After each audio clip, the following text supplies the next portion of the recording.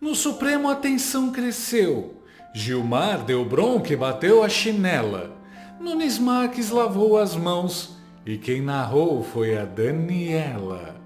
Sanções dos gringos? Tô nem aí, disse Gilmar sem a menor cautela.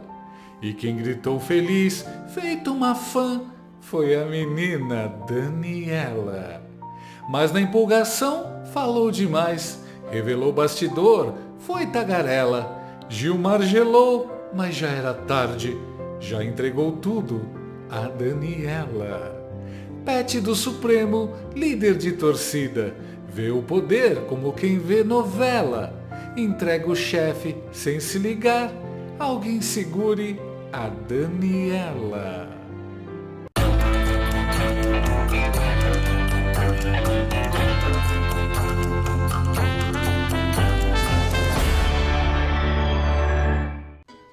Imagine um país onde o Supremo Tribunal Federal resolve, numa quinta-feira comum, assumir a função do Congresso, rasgar o marco civil da internet e, como quem arranca a máscara do Scooby-Doo, revela que quem sempre esteve por trás da censura eram eles mesmos. Sim, meus amigos, o Brasil não é mais o país do futuro, agora é o país do filtro. Filtro de conteúdo, filtro de opinião, filtro de crítica. Tudo sem precisar de juiz, sem processo, sem contraditório. Só precisa de um ministro com sinal de Wi-Fi e sede de silenciar. Na última quinta-feira, o Soviético Tribunal Federal, também conhecido como MSTF, decidiu que as redes sociais podem, devem e têm a obrigação moral de apagar qualquer conteúdo considerado ilícito, mesmo sem decisão judicial. Sim, é só um ativista de esquerda não gostar. Basta uma notificação extrajudicial, tipo assim: Oi, sumido, apaga isso aí, senão... O artigo 19 do Marco Civil da Internet? Parcialmente inconstitucional. Ou seja, o STF olhou para a Constituição, deu um beijo na testa e disse: Querida, você não manda mais aqui.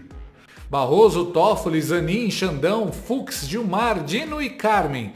Um esquadrão que faria inveja à legião do mal. Enquanto isso, Mendonça, Fachin e Nunes Marques gritaram liberdade, mas era tarde demais. O roteiro já estava pronto, aprovado e encenado. Nunes Marques, o último a votar, chegou atrasado na festa da democracia, aquela onde os donos da casa já apagaram as luzes, comeram o bolo e levaram o som embora.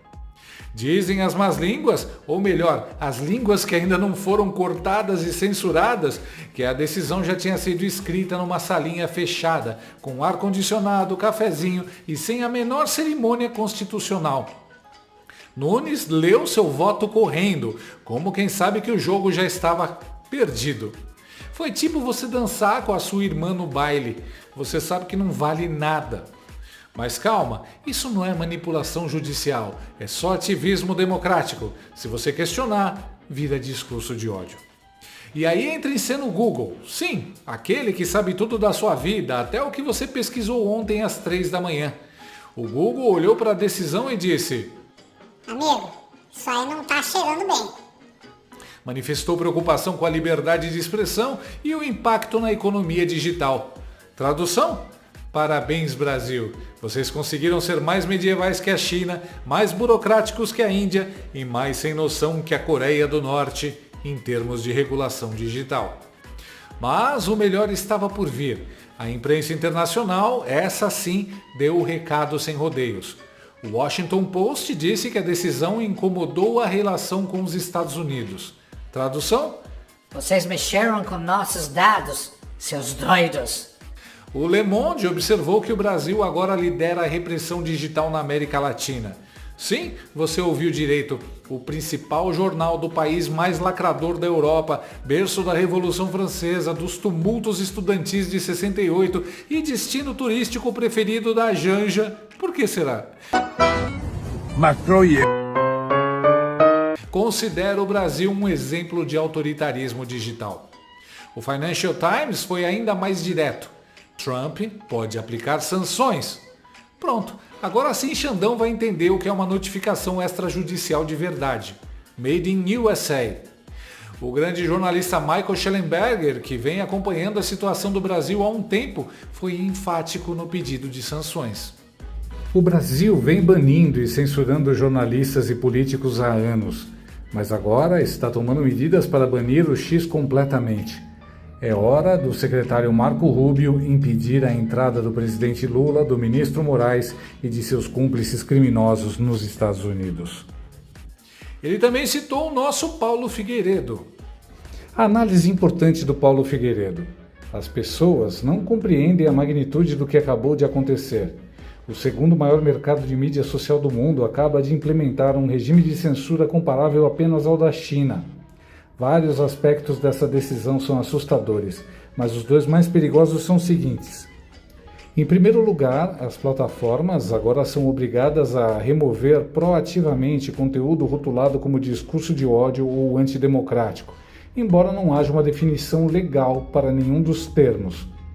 Na prática, qualquer crítica ao Supremo Tribunal Federal ou mesmo ao presidente Lula é considerada antidemocrática. Qualquer declaração pode ser enquadrada como um ataque às instituições. Sem um padrão claro, qualquer um dos mais de 18 mil juízes do Brasil pode classificar conteúdo dessa forma. Para evitar riscos, as plataformas recorrerão à censura preventiva rigorosa. Em segundo lugar, se as plataformas receberem uma notificação extrajudicial e não removerem o conteúdo, como difamação ou calúnia, e um tribunal posteriormente decidir contra isso, elas serão responsabilizadas solidariamente. Isso significa que as plataformas devem agora funcionar como tribunais internos, avaliando o mérito de cada reclamação. Na prática, elas adotarão um limite baixo e removerão conteúdo questionável preventivamente. Grupos de esquerda já bem organizados explorarão esse sistema emitindo notificações extrajudiciais em massa. O resultado é um regime de censura paraestatal, que ignora qualquer forma de responsabilização popular ou eleitoral. A censura é terceirizada. É brilhante. E nem foi ideia original deles. Na semana passada, Alexandre de Moraes discursou em um evento do Poynter Institute e da IFCN. Não há dúvida de que isso está sendo promovido como uma estrutura global. É o trampolim para algo idêntico da Europa, no Canadá e pronto. A liberdade de expressão no Ocidente acabou. Afinal, é impossível delimitar completamente os termos de serviço. Enquanto isso, os jornalistas da velha mídia, vassalos do regime aqui do Bananil, deitam, rolam e sapateiam felizes feito pinto no lixo, achando que o STF, numa canetada, conseguiu calar as redes sociais malvadas e trouxe de volta a audiência e o prestígio que eles perderam. A principal voz do fã-clube da censura é a líder das Xandetes e manicure dos 9 dedos do Lula, Mortadela, Daniela Lima. E ela, indiscreta de novo e provavelmente sem saber que isso é inconstitucional, confirma que os togados resolveram a parada antes mesmo do último voto, o voto do Nunes Marques, inclusive ignorando os alertas sobre sanções dos Estados Unidos. Veja como a nossa porpeta da notícia, ao cantar a vitória, acabou mais uma vez deixando o contatinho togado dela em uma situação delicada. Trago para vocês um bastidor inédito sobre essa reunião, que na verdade não essa, né? Essa foi a pública. Os ministros passaram ontem mais de 4 horas a portas fechadas, no que seria um almoço, virou um almoço mais café da tarde e o final dele foi indigesto, por conta desse personagem aqui, que lá, durante essa conversa a portas fechadas, estava falando do ministro Nunes Marques. Vamos entender o macro. O ministro Nunes Marques era o único que faltava votar sobre o Marco Civil da Internet. E durante essa reunião a portas fechadas, me relataram alguns ministros do Supremo Tribunal Federal, Nunes Marques disse que havia uma preocupação institucional rondando a cabeça dele. Qual preocupação institucional? A de que a decisão do Supremo suscitasse um avanço de outros países sobre as instituições no Brasil. Ele não deixou taxativo, segundo me disseram, relataram os ministros, que, olha, a discussão foi muito acalorada, tá? Essa fala do Nunes Marques levou a uma discussão muito acalorada. Então, todos os ministros estão tentando preservar ali o principal ator dessa, digamos, altercação, que foi o decano do Supremo Tribunal Federal, o ministro Gilmar Mendes. Nunes Marques, então, deu a entender que estava se referindo aos Estados Unidos. O ministro chegou a dizer que tinha informações de coxia, ou seja, de bastidor, de que havia sim uma disposição dos Estados Unidos de avançarem sobre o Supremo Tribunal Federal ou sobre seus integrantes por conta da regulação das Big Techs. Ele foi interrompido neste momento pelo ministro Alexandre de Moraes, que disse: o senhor está se referindo à eventual sanção? Eu que sou eu não estou preocupado? Por que você está preocupado? Porque o ministro Alexandre de Moraes já é alvo de uma ofensiva, não do governo formalmente, né, mas de uma ofensiva retórica e de empresas ligadas a Donald Trump. Neste momento, Nunes Marques disse: olha, eu acho importante que a gente pondere a respeito disso, para não deflagrar uma crise de relações internacionais. Eu, por óbvio, não estou relatando o ipsis literis, mas foi como me foi passado. Neste momento, o decano, o ministro Gilmar Mendes, assumiu a discussão. E o ministro assumiu, abro aspas para um colega dele, como há muito tempo eu não via o Gilmar fazer, fecho aspas. Segundo o relato, o ministro Gilmar Mendes disse o seguinte, que Nunes Marques estava procurando um pretexto para adiar o julgamento, porque sim, o ministro Nunes Marques poderia pedir vista. Ele sinalizou, inclusive. Gilmar Mendes teria dito que ele estava procurando um pretexto para adiar o julgamento e fez questão de ser taxativo.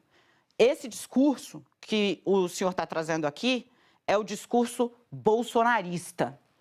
Constrangeu o colega. O ministro Gilmar Mendes disse que havia ali, na fala de Nunes Marques, na sinalização de adiamento dessa decisão, que já está sendo debatida no Supremo há uma década, a intenção de agradar, de atender a um grupo político.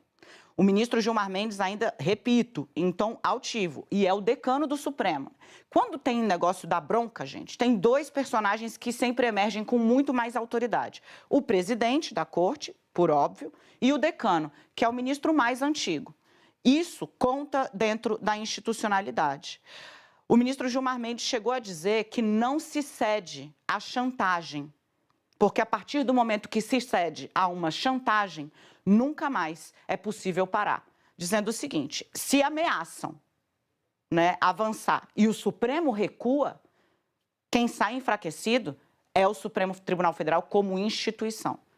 Nesse momento, Nunes Marques recuou e falou, nesse caso, eu vou trazer o meu voto, peço meia hora para apresentar o meu voto e finalizamos o tema hoje, fico vencido. E acabou assim, como relatava o Felipe, 8-3, mas teve bate-boca, discussão, altercação acalorada nos bastidores. Os ministros que por muito tempo, digo, está há 10 anos o caso lá, né?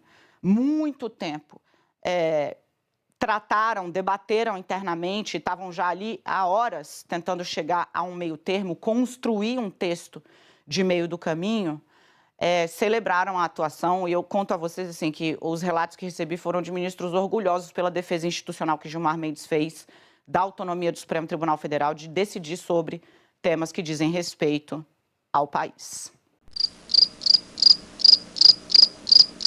Mano, que foi essa que eu acabei de assistir?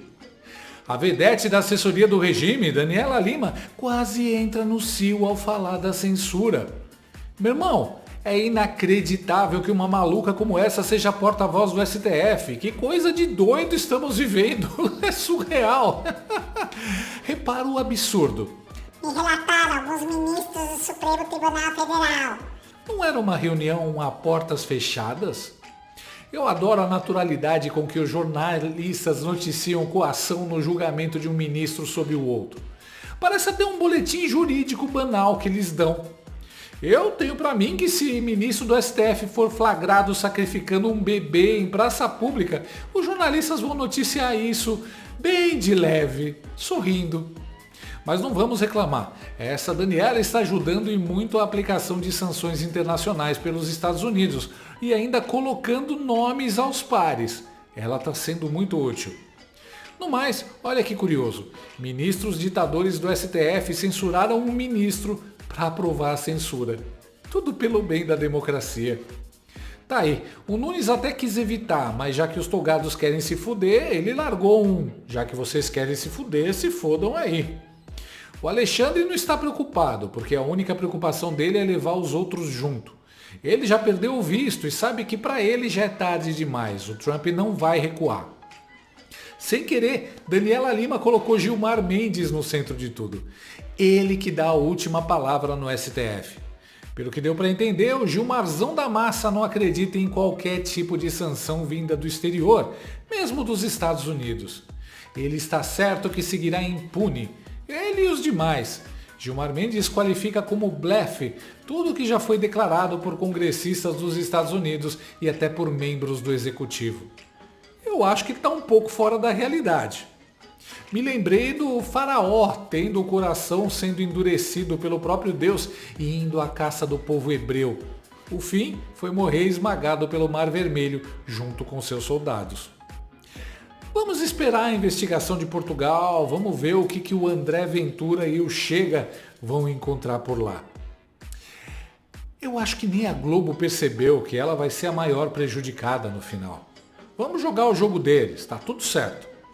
Pois é, em mais um capítulo da série Game of Togas, a Guerra dos Egos Supremos, o ministro Nunes Marques, também conhecido como o convidado de última hora do churrasco dos deuses, teve a audácia, vejam só, de mencionar os Estados Unidos da América durante uma discussão sobre o marco civil da internet. Crime gravíssimo, quase um ato terrorista, e ele não podia sair impune. Foi então que Gilmar Mendes, o grande oráculo da moralidade líquida e da coerência reversível, interrompeu e lançou a sentença. Isso aí é discurso de bolsonarista. Sim, porque no Brasil atual citar os Estados Unidos virou um código secreto da extrema-direita. Tipo usar verde e amarelo ou ter conta no Twitter. Aparentemente defender a liberdade de expressão agora é coisa de neonazista golpista. A democracia mesmo é feita com toga, gritaria, censura, sem ordem judicial e o WhatsApp da Janja. E quem correu para anunciar esse novo dogma jurídico? Ela mesma, Daniela Lima, a nossa fofão da notícia, sempre conectada com o futuro do autoritarismo. Claro que ela recebeu a informação do grupo do Gilmar e do Xandão, aquele clã místico que se comunica por telepatia institucional e telefonemas fora da agenda. Daniela correu para o ar para nos ensinar, com aquele jeitinho doce de quem tenta enganar a audiência com a sutileza de um trator. Gilmar é o bastião da justiça. E Nunes Marques, ora, é bolsonarista, né? Sim, minha gente, o mesmo Gilmar, que janta com Lula em restaurante caro sem nota fiscal, que se reúne com parlamentares da base do governo em encontros que não constam nem na agenda do síndico, que liga para deputado como quem liga para o iFood, pedindo um combo, voto sim, mais fidelidade ao Planalto. Mas calma lá, ele pode. Gilmar pode ser lulista, socialista, monarquista, fisiologista e até ocultista. Já Nunes Marques, se coçar para o lado errado, vira fascista na hora. Sabe o que é mais engraçado? O Gilmar pode elogiar o regime chinês abertamente. O Nunes Marques não pode nem mencionar os Estados Unidos. Isso tem nome. Eu não vou falar o que é. Porque nesse STF gourmetizado, onde toga é sinônimo de trono, existe uma regra de ouro. A bajulação é livre, desde que você saiba o seu lugar. Quer se aproximar do governo? Ok, mas até a página 2. Depois disso, entra no território exclusivo de Gilmar, Xandão e seus templários da verdade única. E é bom que Nunes aprenda logo. Nesse clube, divergência é traição. E discordar de Gilmar é mais grave que cometer crime hediondo. É ser bolsonarista. Fique esperto, Nunes, porque no Brasil de 2025 o crime não é mais o que você faz, é quem você desagrada. Pelo jeito, é hora de queimar a floresta inteira, como dizia o mordomo do Batman e o Paulo Figueiredo lembra. Ministros, familiares e escritórios já demonstraram que não vão recuar e que merecem ser severamente punidos pelas sanções americanas. Eu me pergunto, se a neurótica da Lima apoia tudo isso, quando a Meta sair fora do Brasil e levar junto o WhatsApp, ela vai se comunicar com os patrões do STF? De que forma? Ai, ministro, você sabe como me deixar todinha molhada de notícia. Aí, ministro. ministro! Essa pauta me deixa toda escorrendo parcialidade pra você. Me dá esse furo, ministro! Eu quero esse furo. Vaza só pra mim, vaza. Manda mais uma censura, manda! Seu safadinho, que eu te dou uma manchete bem gostosa, só pra você. Gostou desse vídeo? Então inscreva-se no canal, comente, curta e compartilhe com seus amigos. Não gostou? Compartilhe com seus inimigos. Até o próximo vídeo, se o mundo não acabar antes. Por hoje é só.